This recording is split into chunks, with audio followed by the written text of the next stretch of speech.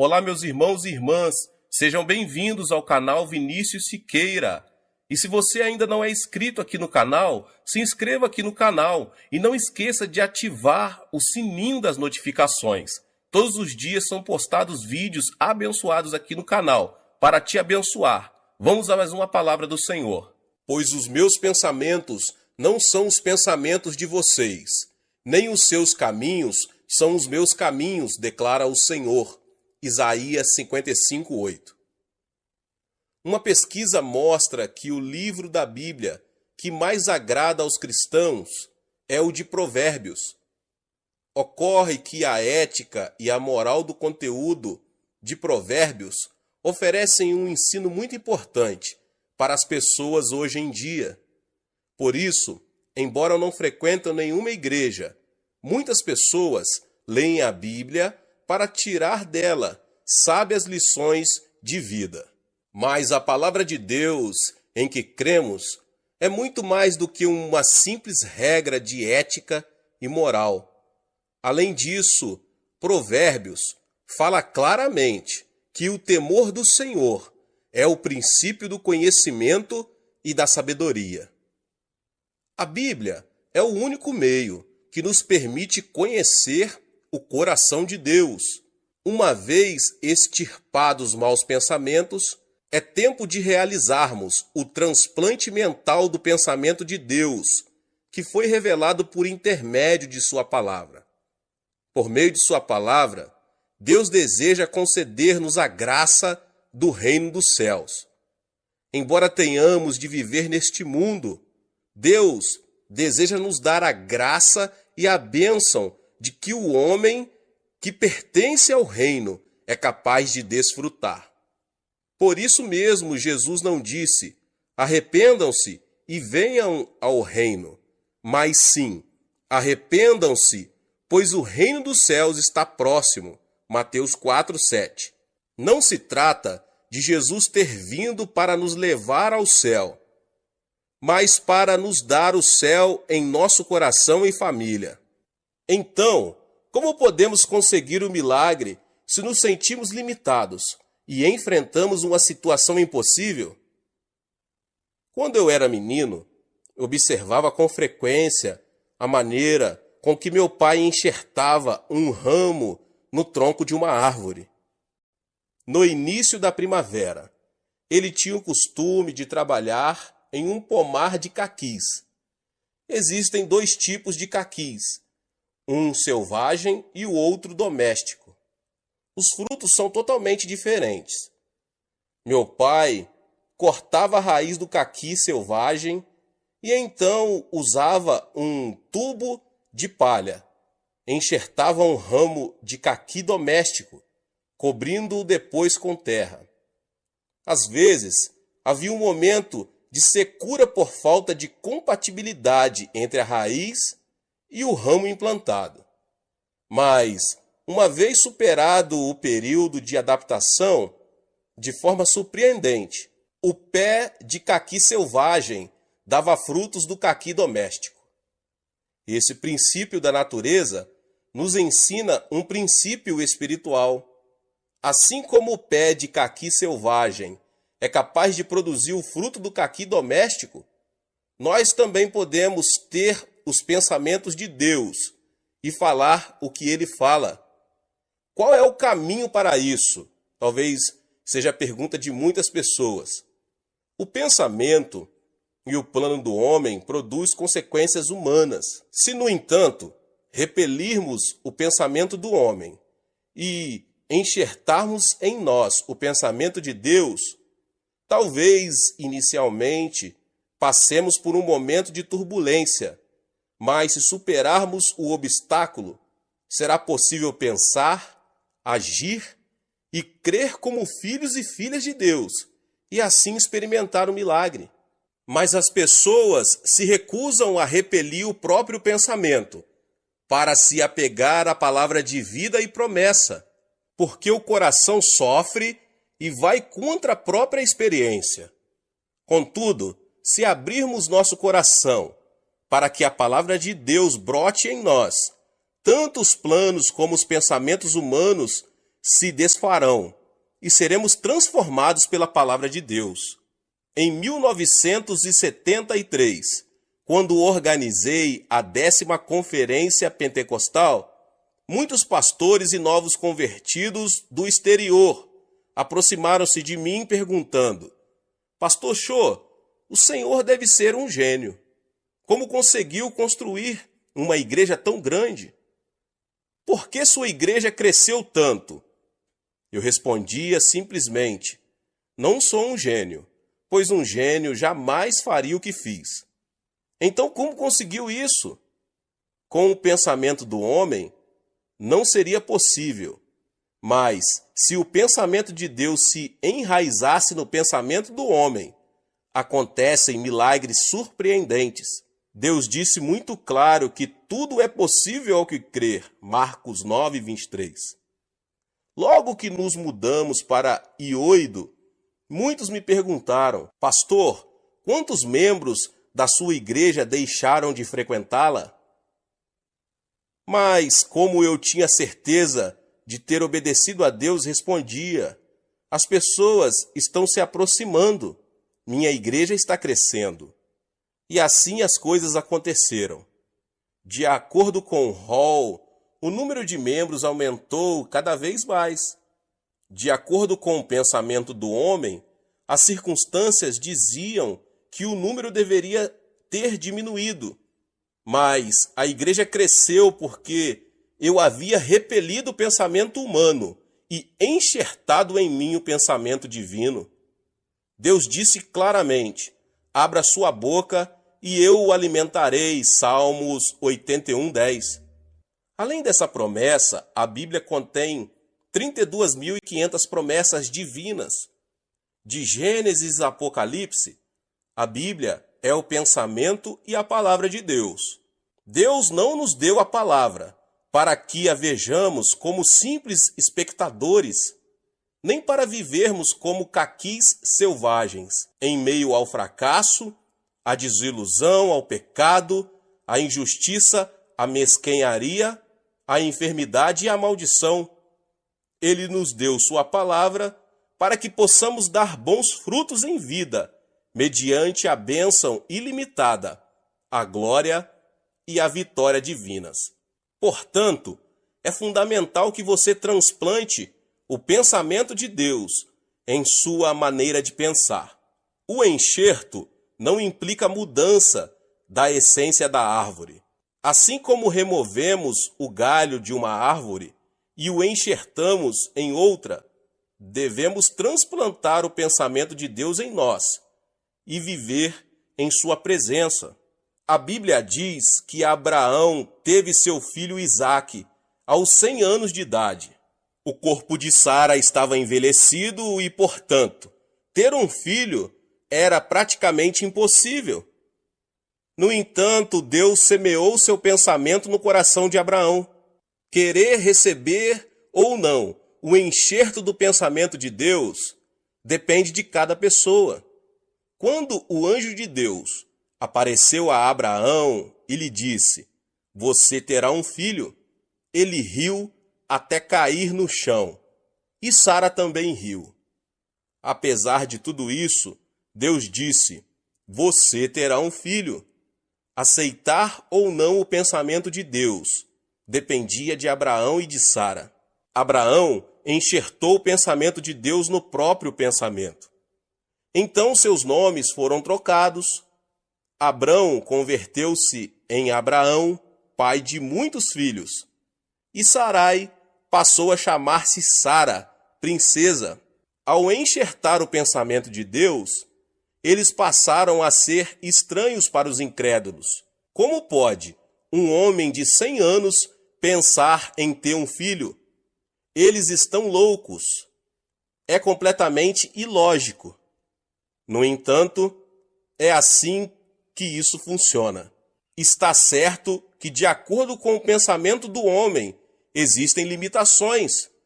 Mas quando a pessoa tem o pensamento de Deus enxertado em seu pensamento, ela pode agir, falar e pensar como Deus. Deus deu um filho a Sara aos 90 anos de idade. Esse é Isaque, que é considerado o pai de Israel. De acordo com a Bíblia, Moisés era filho adotivo da filha de Faraó, ou seja, o chefe do exército do Egito e futuro sucessor no trono. Contudo, tendo crescido fisicamente e intelectualmente, deu-se conta de que era israelita. Certo dia, ao observar que um egípcio estava espancando e maltratando um de seu povo, quis fazer justiça com as próprias mãos, matou o egípcio e o enterrou na terra. Ele quis salvar o povo de Israel por meio de uma revolução. No dia seguinte, ao ver dois israelitas brigando, perguntou: "Por que você está espancando seu companheiro?" O agressor replicou: "Quem o nomeou líder e juiz sobre nós? Você quer matar-me como matou o egípcio?" Quando a notícia chegou ao palácio real, o faraó ordenou a captura de Moisés. Imediatamente, este fugiu do Egito e foi para o deserto de Midian, tornando-se ali um genro de Jetro, o sacerdote.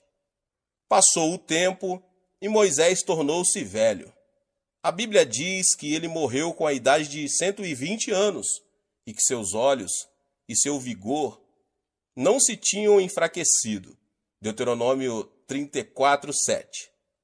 Certo dia, ao apacentar as ovelhas no monte Horebe, Moisés ouviu uma voz vinda dentre uma sarça que ardia, mas que não se queimava. E a voz dizia: "Moisés, tire as sandálias." E o Senhor continuou dizendo: "Eu o envio ao Egito, para que liberte o povo de Israel." Moisés não conseguia acreditar no que estava ouvindo de Deus. Por isso reagiu dizendo: "Ó Deus, rogo-te que envies outra pessoa. Eu tenho dificuldade para falar e estou muito velho para isso. Envia outro em meu lugar." Moisés não podia enxertar no seu pensamento o pensamento de Deus. Irritado, Deus lhe respondeu: "Moisés, eu não lhe disse que estaria com você? Eu o envio." Finalmente, Moisés conseguiu repelir o seu pensamento, enxertando em sua mente o pensamento de Deus. Assim, muitos milagres aconteceram à medida que ele falava e agia de acordo com o poder de Deus. Quando Moisés incorporou o pensamento de Deus, pôde libertar o povo de Israel da escravidão, atravessando o Mar Vermelho e liderando mais de 3 milhões de israelitas até a Terra Prometida, construindo a nação de Israel e escrevendo o livro da lei. Outro que enxertou os pensamentos de Deus foi André. No Novo Testamento, há também muitos relatos que mostram como viver dando preferência ao pensamento do homem ou ao pensamento de Deus.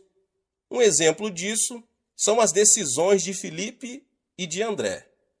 A Bíblia diz que se reuniram cerca de 5.000 homens para ouvir Jesus pregar a palavra. Se fossem contadas as mulheres e crianças, esse número chegaria a dezenas de milhares de pessoas que estavam com fome. Na ocasião, Jesus chamou seus discípulos e lhes disse: "Deem-lhes vocês algo para comer." Ele não disse que os discípulos teriam a capacidade de fazê-lo, muito menos mentiu ou exagerou. Filipe começou a fazer as contas. Quando obteve o resultado, chegou à conclusão de que não havia forma de alimentar uma quantidade tão grande de pessoas. Então aproximou-se de Jesus e disse: "Jesus, estamos no deserto, há muita gente. Mesmo que dermos a cada um uma quantidade pequena de pão, precisaremos de muito pão para dar de comer a todos." Essa atitude de Filipe mostra que ele não se havia apropriado da palavra de Jesus, Pois este havia dito: deem-lhes vocês algo para comer. Recusou-se a implantar o pensamento de Deus no próprio pensamento, conhecimento e experiência. Então, diante da mesma circunstância, André soube enxertar o pensamento de Deus e provavelmente deve ter dito: se Jesus nos diz para darmos de comer, é porque podemos fazê-lo. Jesus nunca teria dito para darmos de comer se não tivéssemos nada que lhes dar. Imediatamente, juntou toda a comida disponível, 5 pães e 2 peixes. Depois de agradecer a Deus, Jesus o mandou repartir a comida entre o povo. E todos comeram e se fartaram. E os discípulos recolheram ainda 12 cestos cheios de pedaços que haviam sobrado. O pensamento de Deus é salvar-nos do pecado, sarar-nos de toda doença e enfermidade e transformar o desespero em esperança, a morte em vida, o fracasso e a desilusão em vitória. Para isso, primeiro devemos enxertar em nossa vida a palavra de Deus. Não é fácil escolher o pensamento de Deus a fim de crer nele. Abraão também falhou nesse ponto. Embora cresce no plano de Deus, com base em sua palavra, que teria um filho, quando sua esposa lhe propôs ter esse filho por intermédio da escrava Agar, ele acedeu ao pensamento humano e fracassou diante de Deus. Assim nasceu Ismael, como sabemos.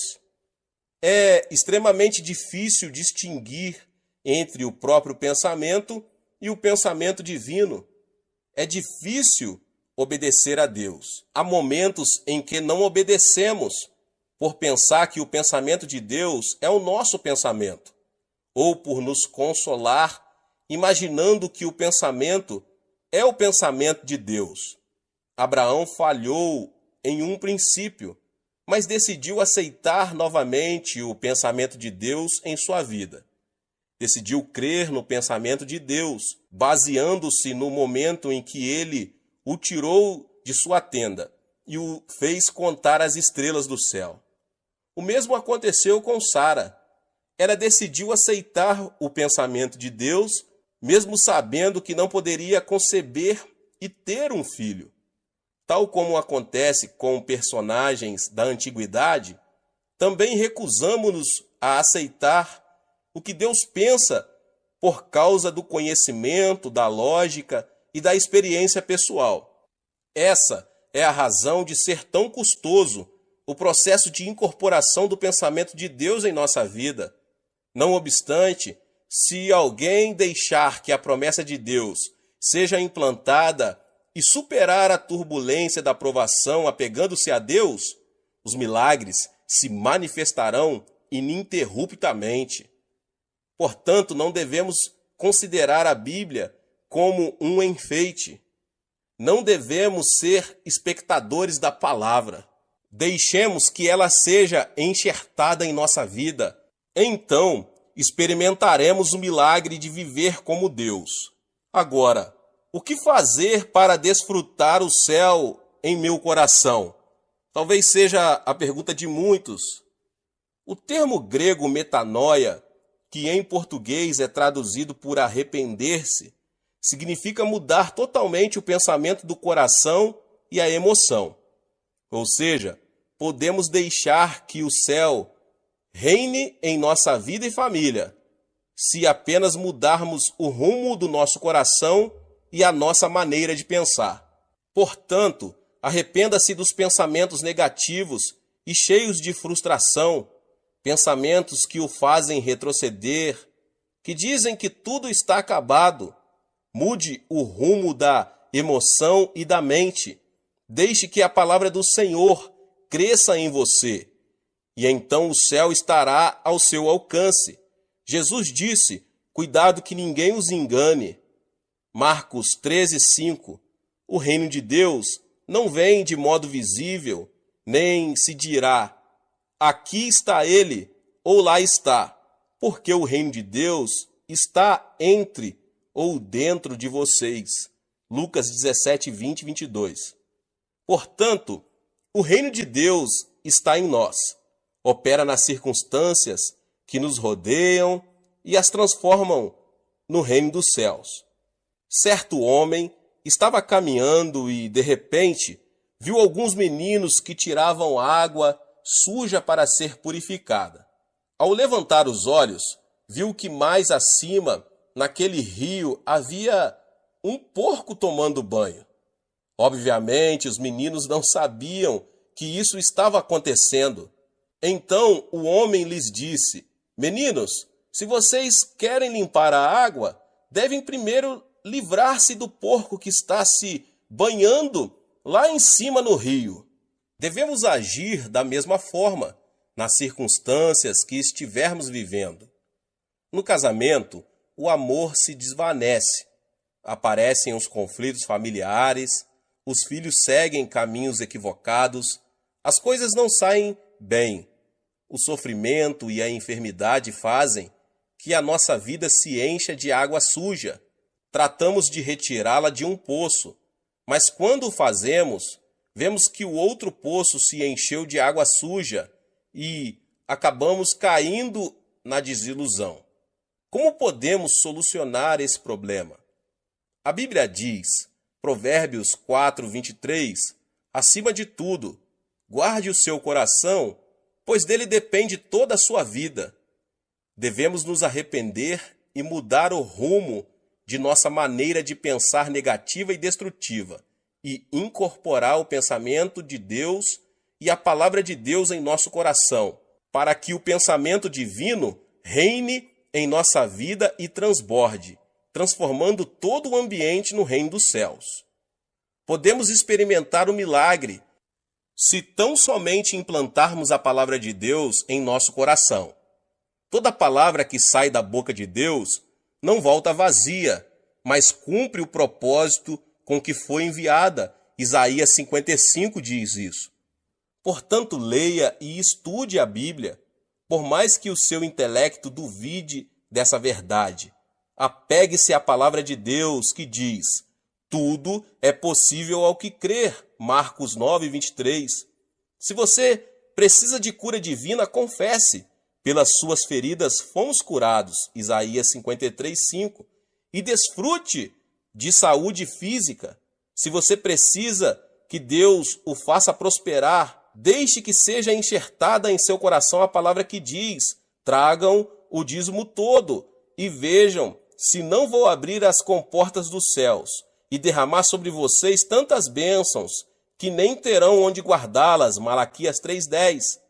Acrescente o pensamento de Deus mediante a palavra dele, que permitirá que em sua vida sejam produzidos muitos frutos de felicidade em nome de Jesus.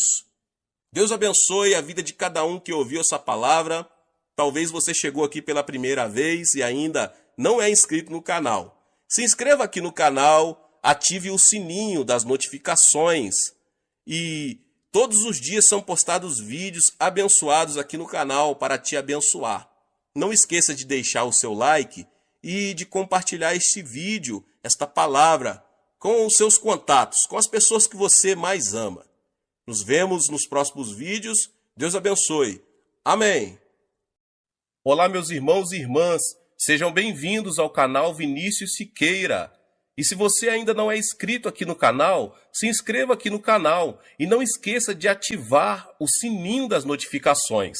Todos os dias são postados vídeos abençoados aqui no canal para te abençoar. Vamos a mais uma palavra do Senhor. Que o ímpio abandone o seu caminho e o homem mau os seus pensamentos. Volte-se ele para o Senhor, que terá misericórdia dele. Volte-se para o nosso Deus, pois ele dá de bom grado o seu perdão. Isaías 55, 7. Quando uma pessoa sofre um dano cerebral, parte de seu cérebro ou a totalidade dele passa a ficar paralisada, incapacitada. A medicina tem feito avanços enormes, chegando a remover nódulos no cérebro e preservando não somente a vida, como também impedindo a paralisia parcial ou total. Não é minha intenção falar sobre a paralisia provocada pelas enfermidades cerebrais. Desejo referir-me às enfermidades mentais invisíveis aos olhos, como os maus pensamentos e a filosofia de vida negativa, que nos tornam incapacitados pelo fracasso e pela frustração, que nos impedem de desfrutar a vida feliz que Deus nos oferece. Quando os discípulos de Jesus subiram ao templo às 3 horas da tarde, a hora da oração, encontraram ali um aleijado de nascença. Pedro, olhando-o nos olhos, disse: "Não tenho prata nem ouro, mas o que tenho, isso lhe dou. Em nome de Jesus Cristo, o Nazareno, ande." Atos 3:6. Imediatamente, quando Pedro o segurou pela mão e o levantou, e os pés e os tornozelos do homem ficaram firmes, ele deu um salto, pôs-se em pé e começou a andar. Depois entrou com eles no pátio do templo, saltando e louvando a Deus. Pode-se dizer que o coração é que determina o destino do homem. Por essa razão, o sábio diz em Provérbios 4:23, "Acima de tudo, guarde o seu coração, pois dele depende toda a sua vida."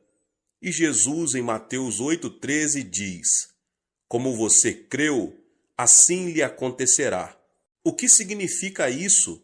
Quer dizer que a mente é a origem do estilo de vida e a vida é o resultado daquilo que pensamos.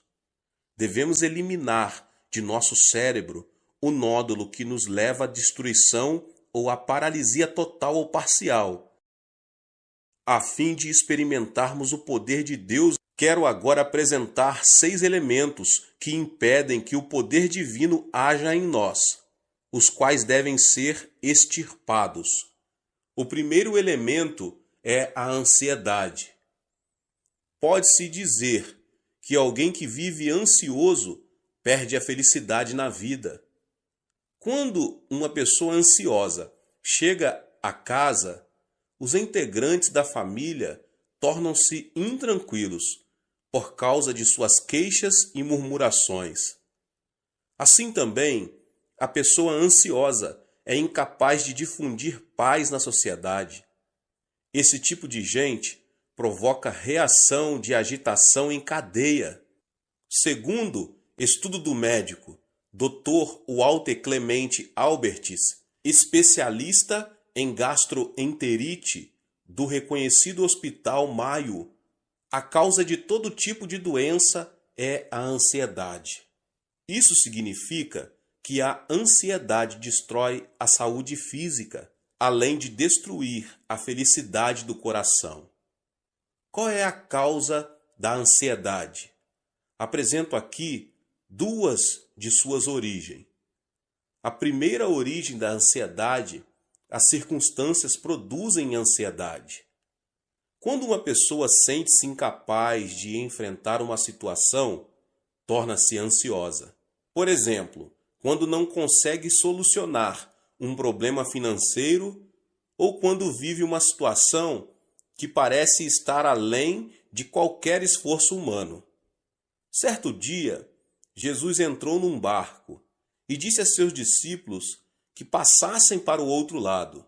No começo, o lago estava tão calmo que o barco deslizava, como um patim sobre rodas. Ao chegarem à metade do lago, porém uma forte tempestade, vinda do Monte Hebron, começou a açoitá-los. A embarcação estava prestes a ser inundada, de modo que, em vão, os discípulos tentavam tirar a água de dentro dela. O naufrágio se daria em questão de tempo. Foi então que os discípulos se lembraram de Jesus e clamaram: "Mestre, não te importas que nos afoguemos?" Jesus levantou-se, repreendeu o mar, e imediatamente o vento se acalmou, e tudo ficou tranquilo. Olhando os discípulos nos olhos, ele disse: Por que vocês têm tanto medo? Ainda não têm fé? Observe que Jesus não disse: Vocês não têm fé. Isso se deve ao fato de que toda pessoa tem fé, de acordo com a medida que Deus lhe deu. O fundamento da fé dos discípulos, entretanto, eram as circunstâncias, os sentimentos e a emoção. Eles tinham fé somente quando tudo estava calmo. Ao terem a vida ameaçada por uma tempestade, sua fé transformou-se em dúvida, criando uma nuvem de ansiedade no coração. Portanto, devemos repelir os pensamentos oriundos das circunstâncias e as emoções da terceira dimensão, a fim de aceitar os pensamentos de Deus, os da quarta dimensão. Quando viram a tempestade e as ondas, os discípulos fracassaram em aceitar o pensamento de Deus, apesar de terem ouvido o Senhor dizer que queria passar para o outro lado do lago. Seus fundamentos de fé não eram a palavra de Deus da quarta dimensão, e sim as circunstâncias e as emoções da terceira dimensão. Foi por isso que o Senhor lhes perguntou: Onde está a sua fé? A palavra de Deus permanece para sempre e jamais muda. Apegar-se firmemente à palavra de Deus não é outra coisa senão aceitar o pensamento de Deus. Portanto, apesar das circunstâncias, se o fundamento do nosso coração é a palavra de Deus, mediante a fé, podemos estar livres de nossa ansiedade e preocupação. A segunda origem da ansiedade é que o pecado produz ansiedade. Quando peca, a pessoa torna-se ansiosa, porque perde a confiança diante de Deus. O pecado separa o homem de Deus. Quando Adão e Eva pecaram, não puderam permanecer diante dele. Gênesis 3:10 diz: Ouvi teus passos no jardim, e fiquei com medo, porque estava nu. Por isso me escondi. Qual foi a causa do medo? O pecado, sem dúvida. Ao comer do fruto da árvore proibida, Adão e Eva souberam que estavam nus e tiveram medo. Por isso não puderam apresentar-se diante de Deus. Da mesma forma, o homem que comete pecado não tem paz. As Escrituras dizem: Não há paz alguma para os ímpios. Isaías 48:22. Portanto, a consequência do pecado é a ansiedade. Se uma pessoa se sente ansiosa ao sentar-se e ao levantar-se, sua vida será uma ruína. Não obstante, se alguém se aproxima do Senhor e confessa todos os seus pecados, estes se tornam brancos como a neve, ainda que tenham sido como o escarlate. Não se trata de mudar as circunstâncias para que possamos desfrutar paz. Jesus disse: Nesse mundo vocês terão aflições. Contudo, tenham ânimo, eu venci o mundo. João 16:33. E o apóstolo João declara: Porque aquele que está em vocês é maior do que aquele que está no mundo. 1 João 4:4. Portanto, apesar das circunstâncias, deposite sua fé na palavra de Deus. O arrependimento o ajudará a se libertar de toda a ansiedade que tenta destruir sua vida. O segundo elemento é a solidão. A solidão a que me refiro não é a solidão causada pelas circunstâncias. Por exemplo, se você separa um tempo para orar no monte e estar a sós com Deus, isso não é solidão. A solidão é sentir-se só e se caracteriza pelo egocentrismo. É querer receber sem dar. É manter-se indiferente à felicidade dos outros. Quando alguém se torna extremamente egocêntrico e não se interessa pelos outros, transforma-se numa pessoa teimosa e fria. Obviamente Ninguém será receptivo a uma pessoa que demonstre ser assim. Esse comportamento torna as pessoas ainda mais fechadas em sua solidão, levando-as à destruição. Deus não criou o homem como um ser solitário. Em Gênesis 2, 18 e 24, o Senhor fala: Não é bom que o homem esteja só. Farei para ele alguém que o auxilie e lhe corresponda. Por essa razão, o homem deixará pai e mãe e se unirá à sua mulher, e eles se tornarão uma só carne. O homem nasce de duas pessoas. No idioma chinês, a palavra homem é representada por caracteres formados por dois traços que se apoiam entre si. Ou seja, são duas pessoas que formam uma unidade. Por isso Jesus orou ao Pai, dizendo: Pai nosso que estás nos céus. Não é o plano de Deus que o homem esteja só. Até mesmo na natureza de pregar o Evangelho, Jesus enviou os seus discípulos em duplas. O apóstolo Paulo sempre esteve acompanhado de Barnabé. Depois de uma discussão entre eles, Paulo juntou-se a Silas e Barnabé a João Marcos. Portanto, quem se considera santo e justo e gosta de estar sozinho não é um santo verdadeiro. Nada mais é do que um egoísta.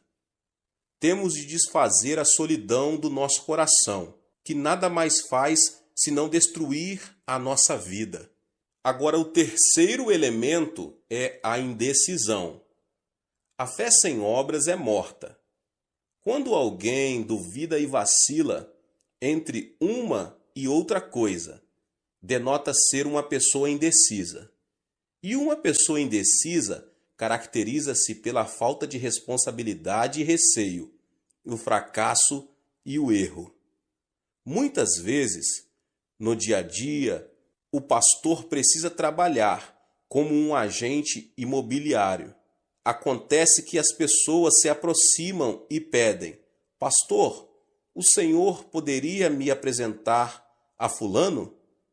Ou então, quero que o senhor me apresente a Beltrano. Para minha surpresa, nesse aspecto, tive êxito apenas em uma ocasião. Se uma pessoa não se decide quando tem ainda a possibilidade de escolher seu futuro cônjuge, nunca poderá deixar de ser um solteirão ou uma solteirona. No mundo, não existe homem perfeito ou mulher perfeita. É preciso primeiro casar para depois adaptar-se ao cônjuge. Hoje em dia, muitos fracassam por falta de decisão. Surgem as oportunidades, mas estas são perdidas por causa da indecisão com que enfrentam a vida. Ao longo de minha vida, nunca vi uma pessoa extraordinariamente inteligente que tenha conseguido grandes coisas. Os chamados inteligentes pensam demais e dizem: é preciso descartar esta possibilidade. Isto não funcionará. Ainda não chegou a hora de pôr isto ou aquilo em ação. O tempo passa e, no final das contas, eles não fazem nada. Portanto, podemos vencer se, com convicção, seguirmos em frente. Alguns membros da minha igreja já vieram a mim e perguntaram: Pastor, o senhor acredita que será bom para mim emigrar para outro país?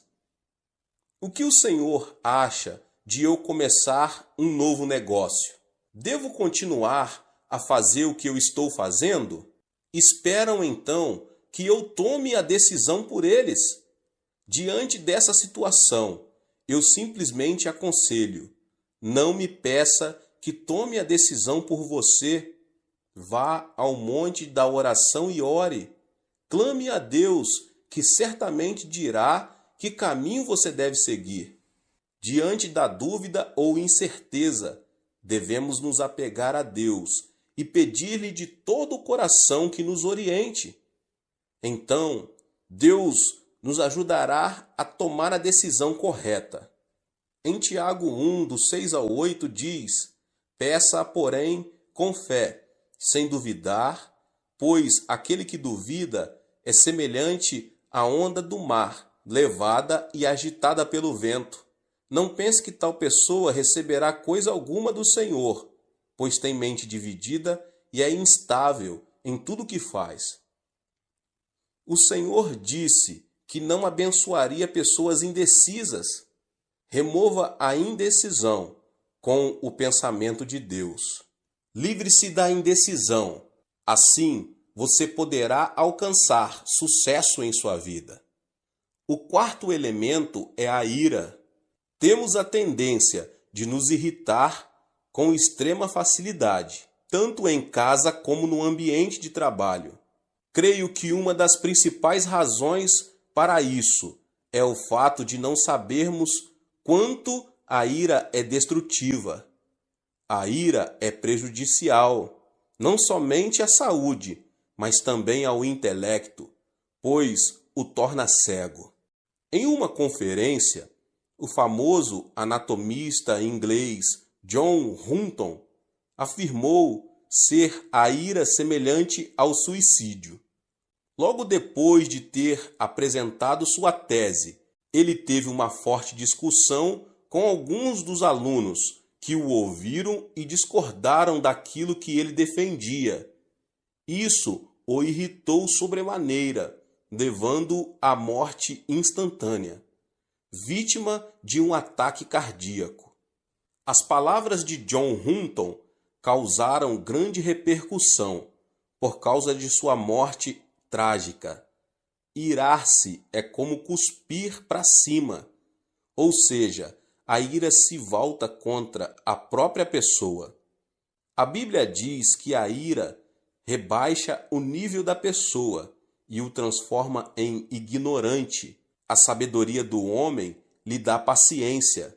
Sua glória é ignorar as ofensas. Provérbios 19, 11. O homem paciente dá prova de grande entendimento, mas o precipitado revela a insensatez. Provérbios 14, 29. Além disso, a ira nos separa da alegria de Deus, porque irritar-se é cometer o mal na presença divina. Existem hoje muitas famílias destruídas por palavras cheias de ira. É aconselhável falar pacificamente, em tom moderado, ainda que seja em momento de ira. Quando preciso aconselhar pessoas que têm a tendência a se irar facilmente, digo: quando você voltar a se irritar, abaixe a voz e fale devagar. Se a sua esposa cometeu um erro grave, não levante a voz dizendo: querida, porque isso o levará a irar-se ainda mais. Fale em tom baixo e suave: querida. Qualquer pessoa tem a experiência de se ter irritado e depois de algum tempo arrepender-se de haver agido dessa forma. A ira destrói tudo. A ira não traz benefício nenhum à sua vida. Precisamos aprender a preservar e desfazer a ira que nos leva à destruição, e então nos será concedida uma nova manhã. O quinto elemento é a frustração. A pessoa que fracassa e tem pensamentos negativos, que fala de forma negativa e age de maneira negativa, é definitivamente alguém cheio de frustração.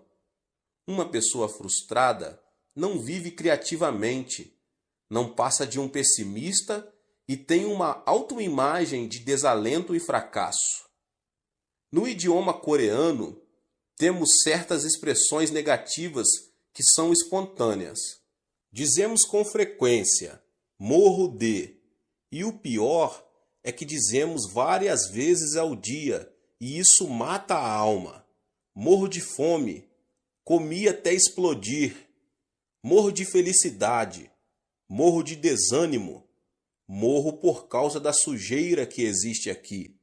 Morro de calor, morro de frio. É tão lindo que quero morrer. Pergunta-me se o aprecio tanto, por que quer morrer? E não é só isso. Há canções seculares, cuja letra é também pessimista e frustrante. Deus não nos abençoará se vivermos chorando e pronunciando palavras negativas. A Bíblia diz: e caiu na armadilha das palavras que você mesmo disse, está prisioneiro do que falou. Provérbios 6, 2. Isso sugere a importância das palavras em nossa vida. Portanto, se falarmos palavras negativas, vamos viver sob a sombra da frustração. Tenho recebido muitas cartas que chegam do interior do país. No entanto, se o conteúdo da carta é negativo e frustrante, deixo de responder a ela. Ao contrário, se a pessoa que a escreveu, embora diante de frustração e de um panorama desalentador, denota a esperança, oro por ela e faço tudo o que posso para ajudá-la. Sabe qual é a diferença entre uma pessoa de sucesso e uma pessoa fracassada? As bem-sucedidas não se mostram frustradas diante de um eventual fracasso e logo se colocam em pé novamente. Ao contrário, as pessoas fracassadas denotam frustração, desanimam e cruzam os braços. Aqui está a diferença. A chave do êxito da vida está em ter coragem e não desanimar nunca. Aos 70 anos, com uma dívida de milhares de dólares, o coronel Sanders foi à falência. Ficou tão abalado que foi internado num hospital. Mesmo assim, não conseguia conciliar o sono. Certo dia, bem de madrugada, ouviu um hino que dizia: não esmoreças, Deus te protege. Descansa sob suas asas, Deus te protege. Como um sonâmbulo, dirigiu-se ao lugar de onde vinha o cântico. O hino vinha de uma pequena igreja.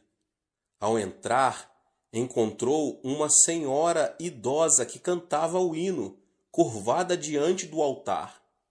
A voz daquela senhora parecia a voz de um anjo. No mesmo instante, ele se arrependeu e entregou sua vida ao Senhor. Repentinamente, sentiu uma grande paz. A paz que só desfrutam as pessoas que caminham com o Senhor. Antes de entrar em falência, Sanders era o dono de uma empresa. Decidiu esquecer seu passado e começar tudo de novo como cartonador. Não foi nada fácil. Entretanto, ele superou a adversidade, confiou no Senhor e, sob a orientação do Espírito Santo, começou a vender frango frito. Hoje, ele é um milionário conhecido em todo o mundo. Esta é a história de Sanders Chicken, mais conhecido como KFC. Assim também, devemos nos livrar da frustração que nos leva ao fracasso. E o sexto e último elemento é o autoabandono. Atualmente, as histórias de criminosos se têm transformado em filmes. A história de Shi Kang-hun, que conseguiu fugir da cadeia com um grupo de colegas, está numa tela gigante, sob o título Holiday. Esse tipo de material cinematográfico tem o mérito de nos ajudar a ver a sociedade de outro ponto de vista. Mas a filosofia de vida, o que tiver de ser será, dos protagonistas não é nada edificante. Faz alguns anos que Yu Yong assassinou 26 pessoas no espaço de 10 meses, o que causou um grande horror à sociedade coreana. Ele perdeu o pai num acidente de trânsito, quando ainda era menino, e a pobreza fez que esse homem visse a vida de forma tenebrosa. Depois de várias prisões, e quando sua esposa não suportou mais a situação e decidiu divorciar-se, ele abandonou tudo e transformou-se num assassino. Essa é uma história trágica da consciência do autoabandono. Conheço uma família em que o esposo é formado pela Faculdade de Medicina da Universidade de Tóquio e agora é professor de uma faculdade na Califórnia. Sua esposa é também profissional. Não obstante, uma pequena diferença de opiniões os separou emocionalmente. Ao final, acabaram sendo vencidos. O esposo começou a delirar e pensava que a esposa o queria assassinar. Por isso, dormia com uma faca à sua cabeceira. Você pode imaginar uma mulher dormindo tranquila ao lado de um homem que tem uma faca à sua cabeceira? Por isso, a mulher ficou louca. Graças a Deus, a mensagem foi transmitida por meu intermédio e eles aceitaram Jesus como seu Senhor, saíram do autoabandono e finalmente recuperaram a estabilidade familiar. Devemos nos livrar do veneno do autoabandono que destrói a nossa vida. Gênesis 2,15 narra: o Senhor Deus colocou o homem no jardim do Éden para cuidar dele e cultivá-lo. O jardim do Éden não é outra coisa senão o nosso coração. Na antiguidade, a fonte de vida encontrava-se no Éden, mas na atualidade, a fonte de vida se encontra no coração. O Deus que disse ao homem para cuidar do Éden, hoje nos manda cuidar do nosso coração. É necessário que os nossos pensamentos se fundamentem na palavra de Deus, para que o nosso coração seja preservado. Ou seja, o sucesso e o fracasso não dependem do destino. Podemos ser felizes se, mediante o pensamento de Deus, conseguirmos extirpar os 6 tumores do coração, a saber, a ansiedade, a solidão, a indecisão, a ira, a frustração e o autoabandono. Que você possa ter força no Senhor, na palavra de Deus, na oração, conseguir retirar da sua vida, em nome de Jesus Cristo, tudo que atrapalha o poder de Deus, o poder divino de atuar na sua vida. Deus abençoe a vida de cada um dos irmãos que ouviram essa palavra do pastor David Puyong Cho. Se você ainda não é inscrito aqui no canal, se inscreva no canal, ative o sininho das notificações para você não perder nenhum vídeo que são postados aqui todos os dias. Deixe também o seu like e não esqueça de compartilhar essa palavra com as pessoas que você mais ama. Nos vemos nos próximos vídeos. Amém. Olá, meus irmãos e irmãs, sejam bem-vindos ao canal Vinícius Siqueira.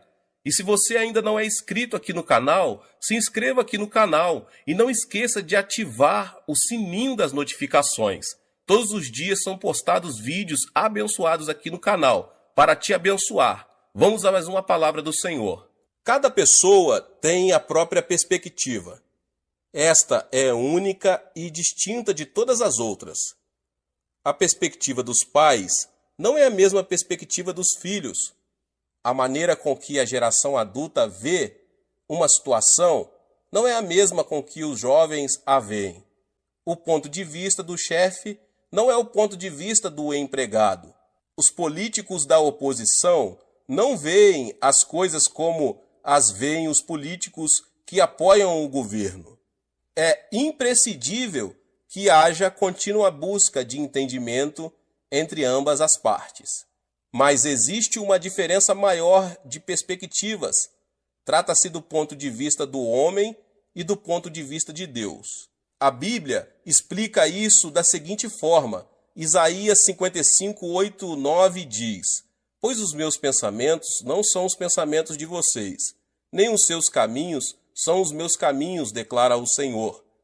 Assim como os céus são mais altos do que a terra, também os meus caminhos são mais altos do que os seus caminhos, e os meus pensamentos são mais altos que os seus pensamentos.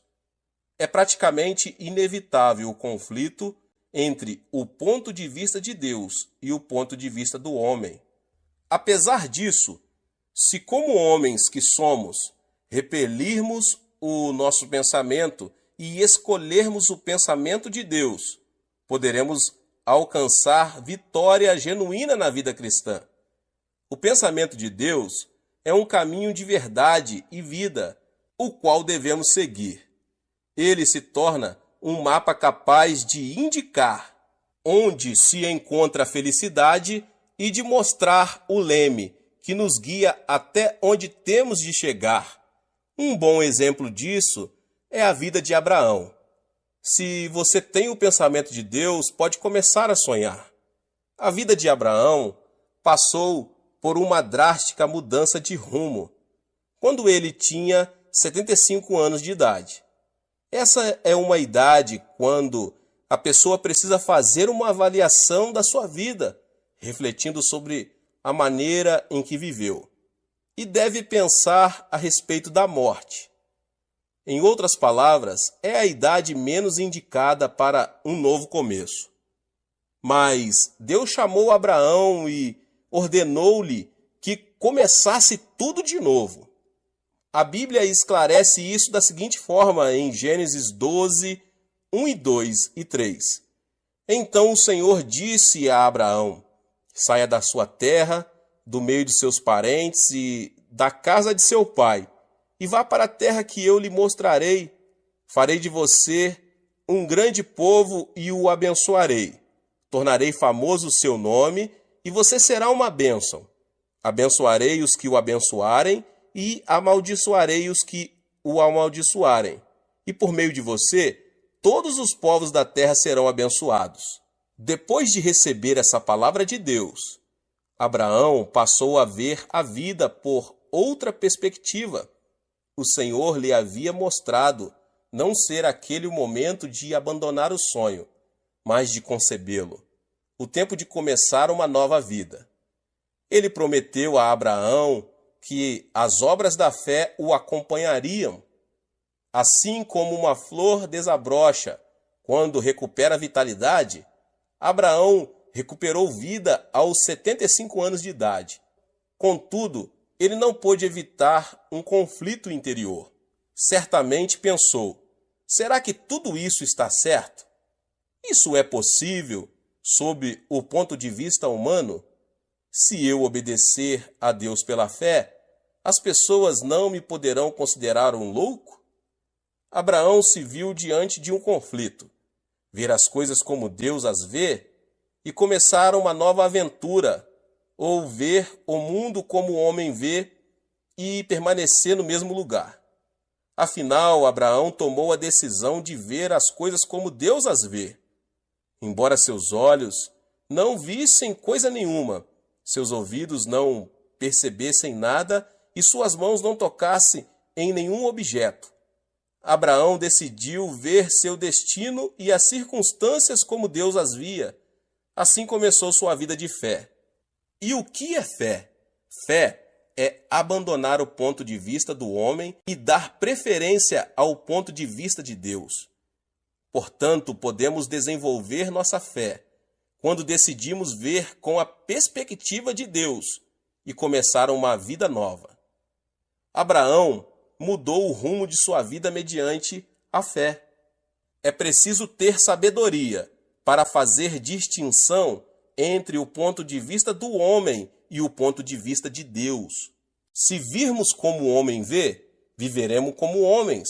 Se, no entanto, virmos como Deus vê e agirmos pela fé, viveremos pelo poder de Deus. Certo dia em que havia densa neblina, um navio estava detido, impossibilitado de partir. O comandante esperava ansiosamente que a neblina se dissipasse. Um senhor aproximou-se dele e disse: "Eu sou da Inglaterra e preciso ir a Quebec, no Canadá, ainda hoje, porque no sábado tenho de pregar num culto evangelístico. Vamos já, comandante. O comandante, surpreso com estas palavras, pensou: pela aparência, esse homem seria uma pessoa normal, mas pela maneira de falar deve ser um louco, e disse: ouça, por acaso o senhor não vê a neblina? Como vou sair do porto com uma neblina dessa? O homem respondeu: certamente que eu vejo a neblina, mas vejo também a mão de Deus retirando a neblina. Por acaso o senhor não vê a mão de Deus? Quando o comandante pensou estar diante de um louco, o homem o tomou pela mão, levou-o à força ao seu camarote e disse: sirvo ao Senhor durante 57 anos e o tenho visto todos os dias em oração. Deus nunca falhou. Vou orar e o Senhor verá a neblina se desvanecer. Vamos orar juntos. O comandante entrou no camarote, mas fez declarações que demonstravam falta de fé. Não diga tolices. Por acaso não vê a neblina? Onde está Deus? As palavras do comandante vinham do senso comum. De repente, George Miller dobrou os joelhos e orou: Deus, Criador dos céus e da terra, eu vim da Inglaterra e preciso ir a Quebec para pregar a tua palavra. Portanto, faze que o navio parta agora mesmo. Assim que terminou a oração, disse ao comandante: ligue o motor do navio. O senhor acredita que a oração fará melhorar as condições do tempo? Não diga tolices. George Miller respondeu: abra a janela. E o milagre aconteceu. Naquele curto espaço de tempo, a neblina havia desaparecido e o sol estava brilhando. O comandante não conseguia acreditar. Ele havia visto a neblina, mas George Miller havia visto Deus. Se você tem o pensamento de Deus, pode obedecer sem reservas. Assim que ouviram a palavra de Deus, Abraão e sua esposa partiram em direção a Canaã com tudo o que tinham, junto com seu sobrinho Ló e seus servos. Tratava-se de uma migração com toda a família. Ao chegar a Canaã, tiveram de enfrentar uma situação difícil. A terra estava passando por um período de estiagem e não havia água nem comida. A família clamava por comida e seus animais desfaleciam por falta de alimentação apropriada. Diante das circunstâncias adversas, Abraão decidiu ver as coisas pela perspectiva humana. Buscando a sobrevivência, foi para o Egito, a terra do pecado, junto com seu sobrinho Ló. Ali, com o propósito de preservar sua vida, fez que a esposa dissesse que era sua irmã. Não é assim que o homem vê as coisas? Reconhecendo as adversidades, Abraão abandonou a perspectiva de Deus e preferiu a perspectiva do homem. Mas Deus observava as circunstâncias por outro ponto de vista. Ele viu que Abraão, embora tivesse decidido ter fé, ainda estava preso a coisas humanas. Foi por isso que Abraão não lhe obedecera sem reservas.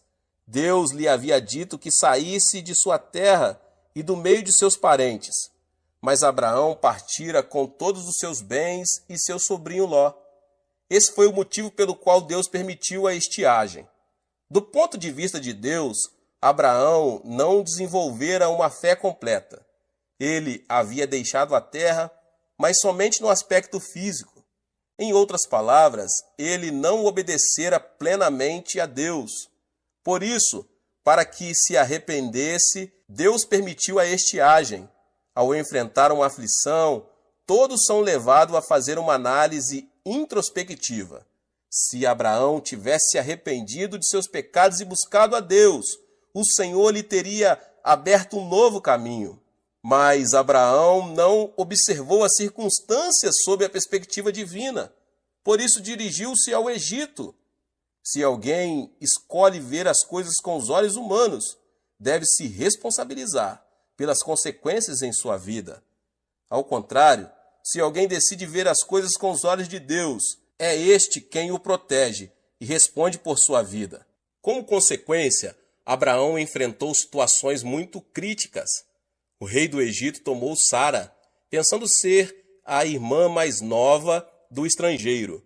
Abraão preservou sua vida porque entregou sua esposa como mulher a outro homem. Definitivamente, o conflito e a vergonha se apoderaram dele. No entanto, o processo o levou a um genuíno arrependimento. Foi então que Deus lhe deu uma nova oportunidade. Se você tem o pensamento de Deus, você pode confiar na promessa. Depois do quebrantamento, Abraão voltou à terra de Canaã junto com seu sobrinho Ló. Em Canaã, ele teve uma vida próspera porque administrou bem o que ganhou no Egito. Mas os servos de Abraão e Ló discutiam com frequência porque não havia água suficiente para todos. Diante disso, Abraão decidiu separar-se do seu sobrinho. Ao ouvir a confissão de Abraão, percebemos imediatamente quando ele tinha sido quebrantado. Não haja desavença entre mim e você, ou entre os seus pastores e os meus, afinal somos irmãos. Aí está a terra inteira diante de você. Vamos separar-nos. Se você for para a esquerda, irei para a direita. Se for para a direita, irei para a esquerda. Gênesis 13, 8, 9. Abraão cedeu a Ló praticamente tudo. Essa declaração manifesta a convicção de Abraão, que decidiu não olhar a circunstância sob o ponto de vista humano, mas apegar-se ao pensamento de Deus. Por outro lado, Ló viu as coisas sob a perspectiva humana, levantou os olhos e observou que todo o vale do Jordão até Zoar era terra bem irrigada. Mas, na realidade, Sodoma e Gomorra eram terras onde proliferavam o pecado. Depois de separado de seu sobrinho Ló, Abraão, que tinha o pensamento de Deus e confiava na palavra do Senhor, decidiu ficar em Canaã. Deus o chamou e disse: "De onde você está, olhe para o norte, para o sul, para o leste e para o oeste. Toda a terra que você está vendo darei a você e a sua descendência para sempre." Gênesis 13, 14 e 15. Falando francamente, a terra de Canaã não se via tão fértil quanto as campinas do Jordão. Mas Deus disse a Abraão que lhe daria e a toda a sua descendência toda a terra que ele estava vendo. Vemos assim que, quando Abraão decidiu olhar seu destino e as circunstâncias sob o ponto de vista de Deus, ele lhe prometeu responsabilizar-se por sua vida. Se você tem o pensamento de Deus, pode esperar pelo cumprimento da promessa. E aconteceu que Abraão chegou aos 85 anos de idade. 10 anos já se haviam passado desde o dia em que ele decidira vir à terra de Canaã. Contudo, Abraão não tinha nenhum filho. Sob o ponto de vista humano, já não havia possibilidade de ver cumprida a promessa divina.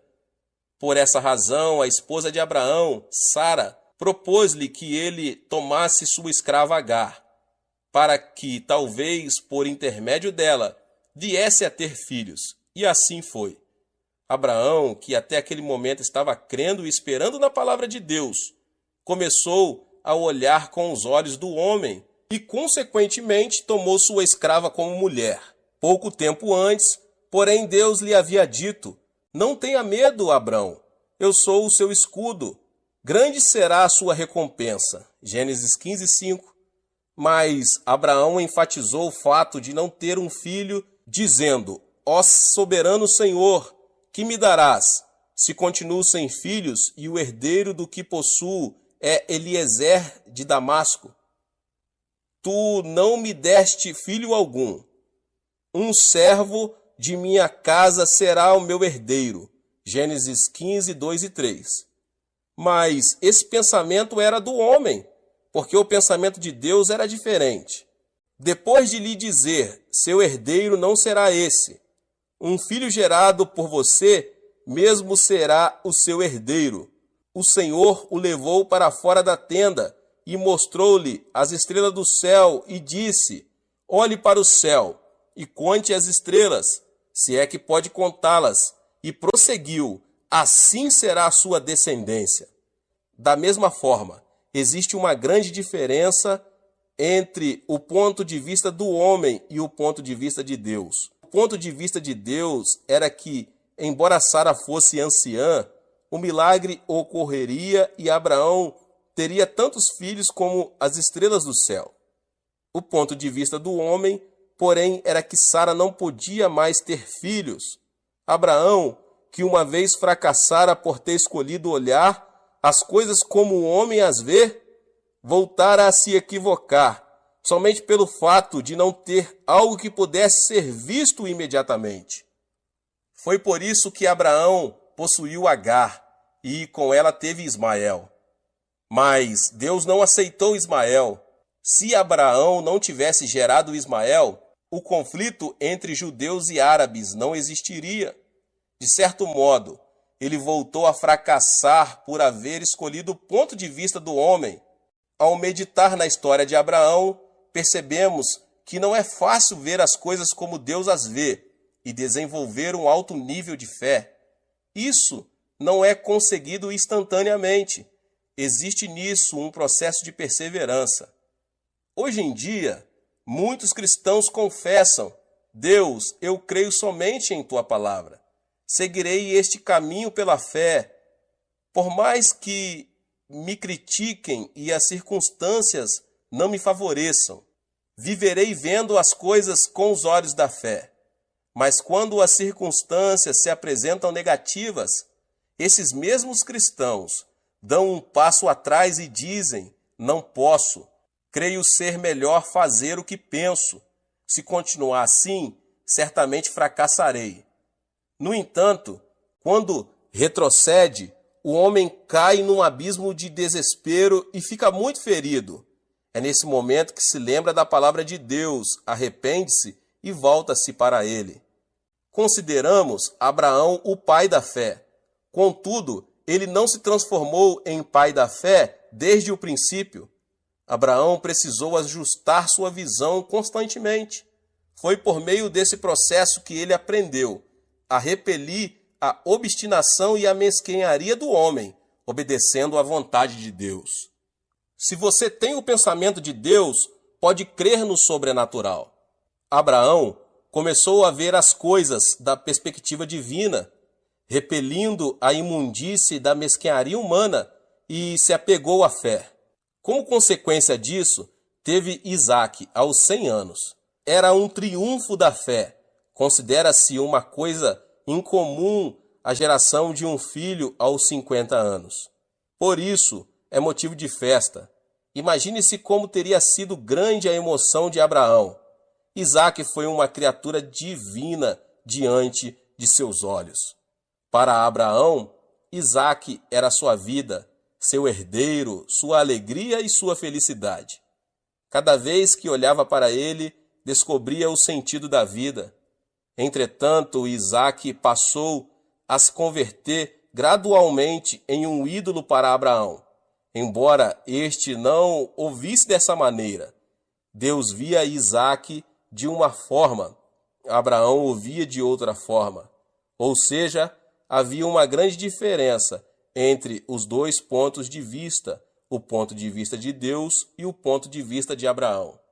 Certo dia, Deus ordenou a Abraão: tome seu filho, seu único filho, Isaque, a quem você ama, e vá para a terra de Moriá. Sacrifique-o ali como holocausto num dos montes que lhe indicarei. Abraão ficou perplexo. Pensava que Deus abençoaria Isaque e prolongaria seus dias de vida aqui na terra. Esse não deixava de ser o pensamento do homem. O pensamento de Deus, porém, não aceita o pensamento do homem. Abraão viu-se em meio a forte conflito. Ele sabia que Deus estava falando sério e pensou: se Deus quer, eu tenho de obedecer. Não devia ser fácil oferecer o único filho amado como holocausto, ou seja, queimá-lo no fogo. A luta interior de Abraão continuou. Provavelmente, ele até pensou em desobedecer a Deus e viver feliz com seu filho. Todavia, também não podia desobedecer à ordem divina. Chegou o momento de escolher o pensamento do homem ou o pensamento de Deus. Finalmente, Abraão decidiu-se pelo pensamento de Deus. Lembrou-se da palavra que dizia ser Isaque o herdeiro e creu que Deus tinha preparado um plano. É certo que, para chegar a esse ponto, Abraão passou por uma grande turbulência. No dia seguinte, tomou a direção do Monte Moriá, junto com o filho Isaque e 2 servos. Ao chegar ao lugar indicado por Deus, não hesitou em sacrificar seu filho. Ele o amarrou sobre o altar, amarrou a lenha e pegou o cutelo. Foi nesse instante que o anjo de Deus o deteve. Não toque no rapaz, disse o anjo. Não lhe faça nada. Agora sei que você teme a Deus, porque não me negou seu filho, o seu único filho. Juro por mim mesmo, declara o Senhor, que por ter feito o que fez, não me negando seu filho, o seu único filho, esteja certo de que o abençoarei e farei seus descendentes tão numerosos como as estrelas do céu e como a areia das praias do mar. Sua descendência conquistará a cidade dos que lhe forem inimigos, e por meio dela todos os povos da terra serão abençoados, porque você me obedeceu. Gênesis 22. Abraão escolheu ver como Deus vê e repeliu todo o pensamento humano. A partir desse momento, Deus abençoou Abraão e se responsabilizou por sua vida. Qualquer pessoa que quiser escolher a perspectiva de Deus deve primeiro abandonar a vontade, a obstinação, o desejo, o método e a força do homem. Não podemos confessar que escolhemos a perspectiva de Deus enquanto persistirmos com os desejos, os métodos e a força humana. Todo aquele que escolher a perspectiva de Deus deve se render, dedicar-se e obedecer a Ele. O ato de se render, dedicar-se e obedecer a Deus não significa perder. Muitos pensam que a dedicação a Deus significa perder, mas isso não é certo.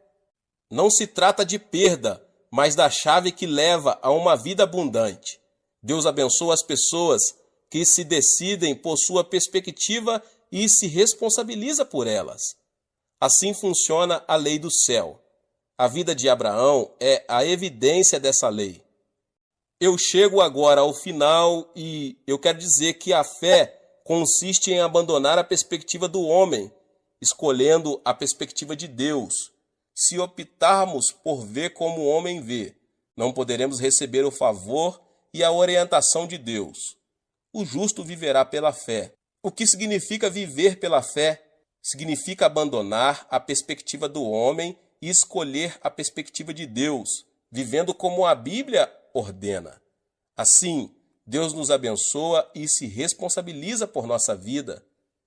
É certo que, ao nos decidir pelo ponto de vista divino, enfrentaremos uma luta interior. Devemos, portanto, superá-la. Você sabe como Deus vê a terra e o homem? Deus vê a história do homem como um assunto de julgamento imitente. A história do homem está chegando ao seu final. A vida do homem é como uma neblina que aparece num momento e logo se desvanece. Ele é como uma erva e sua glória como a flor do campo. Quem vacila com isso é nécio. O nosso interesse deve estar na eternidade. A vida eterna é mais importante que a vida passageira. Essa filosofia de vida permitirá que a pessoa viva a vida transitória de maneira muito mais significativa. As Escrituras dizem, da mesma forma, como um homem está destinado a morrer uma só vez e depois disso enfrentar o juízo. Hebreus 9, 27. A terra não permanecerá para sempre. Portanto, temos de ver as coisas sob a perspectiva de Deus. Para isso, devemos tomar uma difícil decisão. Sob que perspectiva você vê a vida? os cristãos devem abandonar tudo o que é humano e aceitar a perspectiva de Deus. Esse é o único caminho, porque Deus se responsabiliza por aquele que abandona o ponto de vista humano, decide tomar o ponto de vista divino em nome de Jesus. Deus te abençoe. Glória a Deus. Se você ainda não é inscrito aqui no canal, se inscreva no canal, ative o sininho das notificações para você não perder os vídeos que são postados aqui no canal. Deixe também o seu like e não esqueça de compartilhar. Compartilhe nas suas redes sociais, tá bom? Compartilhe com seus contatos, com as pessoas que você mais ama. Nos vemos nos próximos vídeos. Amém!